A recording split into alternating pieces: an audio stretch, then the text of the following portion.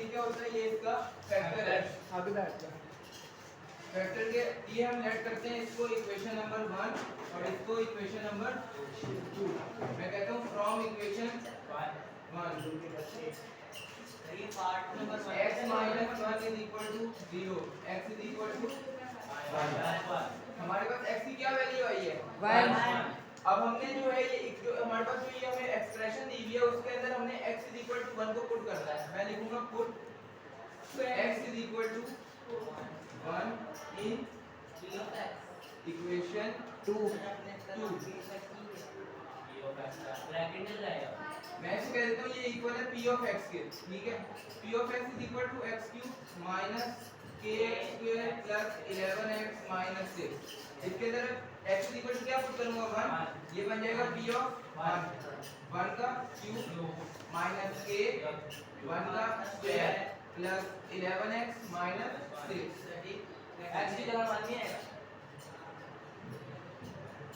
1 का cube 1 minus k 1 का square 1 होता है k 1 से मल्टीप्लाई होकर k ही रहा plus 11 as it is minus 6 11 plus 1 12 12 minus 6 6 आ गया 6 माइनस k p ऑफ 1 कितना आ गया 6 माइनस k। अब हमारे पास ये किसकी वैल्यू आ गई p ऑफ 1 की। हमने किसकी वैल्यू निकाली है k की। अब देखो ये जो मैं लेट कर देता हूं let p of 1 is equal to 0। p of 1 की वैल्यू क्या थी 6 माइनस k थी जी। किसके इक्वल हो गई ये समझ नहीं आई मुझे 1 की वैल्यू कैसे आई। क्या चीज हमने इक्वेशन 2 में पुट किया है। हमने x इज इक्वल टू 1 किसके अंदर पुट करना था इसके अंदर। इसको मैंने नाम दिया था इक्वेशन नंबर 2 का। उससे पहले मैंने इसको कहना था ये p ऑफ x के इक्वल है। p ऑफ x के अंदर मैंने x is equal to 1 put किया तो ये क्या बन गया p ऑफ 1। जहां-जहां x है वहां पे क्या पुट हो गया 1 पुट हो गया। 1 का क्यूब 1 1 का स्क्वायर 1 को k से मल्टीप्लाई होकर k ही रहता है 11 मतलब 11 माइनस अब देखो 11 plus 1 12 12 minus 6 6 minus k as it is. अब मैंने कह दिया let p of 1 is equal to 0। तो ये वैल्यू है इसको मैंने अब इसकी वैल्यू क्या गिवन थी हमारे पास ये 1 की p ऑफ 1 की 6 माइनस k थी वो किसके इक्वल आ गई 0 के। तो k minus k is equal to प्लस 6 माइनस 6। अब minus minus cancel k is equal to 6 ये आपका आंसर 6 इधर जाके माइनस हो गया। जब दोनों साइड पे माइनस हो तो आपस में कैंसिल हो जाते हैं k इज इक्वल टू 6। बस आगे भी तो है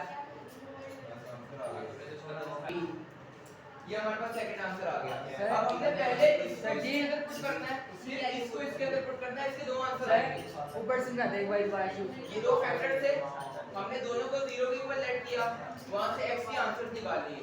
अब हम इसको कह देते हैं इक्वेशन 1 इसको कह देते हैं इक्वेशन 2। मैं कहता हूं put equation 1 in in p of x।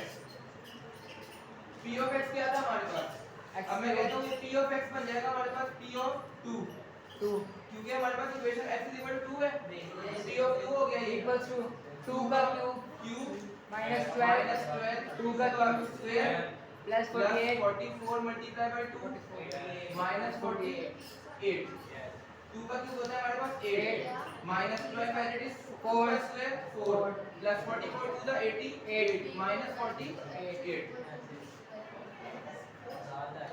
Minus 9 4 the 48 plus 88 minus 48 अब देखो प्लस 48 अब देखो पहले प्लस करवा दो 88 plus 88 96 48 minus 48 minus 80 minus 96 96 minus equal to 0 तो हमारे पास p ऑफ 2 का क्या आंसर आया 0।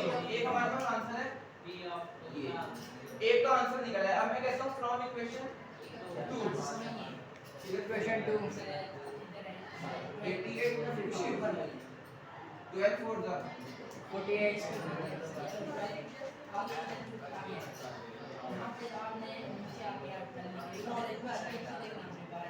क्या चीज है खड़े होके बता दो बेटा क्या है उसका स्क्वायर कितना होता है बेटा स्क्वायर एक ही तरह लेते हैं ना 2 का स्क्वायर 4 होता है 2 का स्क्वायर मैंने 4 लिख दिया 2 का क्यूब मैंने 8 लिख दिया 44 को 2 से मल्टीप्लाई किया 88 आ गया 48 एवरेज आ गया। एक आंसर निकल आया। अब मैं कहता हूं फ्रॉम इक्वेशन 2 इक्वेशन 2 हमारे पास क्या थी इक्वल टू 3 थी, इसको मैं पुट करता हूँ p ऑफ x के अंदर, ये बनेगा p ऑफ 3 का होल क्यूब माइनस 12 3 का square plus 44 multiply bye 3 minus 48 3 का क्यूब होता है हमारे पास 27 माइनस 12 3 का स्क्वायर 9 प्लस 44 तो 3 से मल्टीप्लाई करो 44 88 132 इधर से 132 आ गया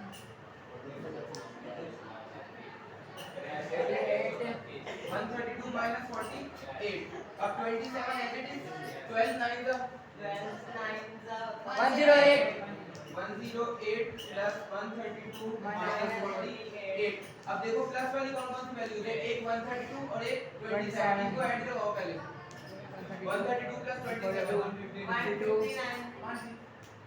yes 39 159 अब minus 108 minus 48 को ऐड लगाओ 160 आ रहा है 60 आंसर 60 आंसर आ रहा है minus 60 आ रहा है 156 प्लस वन है minus 159 minus 1 सर जी। आंसर आएगा 3 सर इनको प्लस टू वन है माइनस माइनस क्या होता है बेटा, Yes. प्लस होता है तो प्लस होंगे।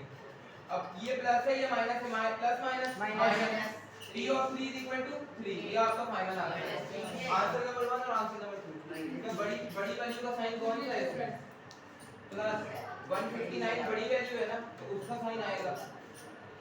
ये तुम्हें नहीं पता, ये जब कोई एडिशन करवाते हैं ना, इससे सीधा 9 में बैठता हूं। ये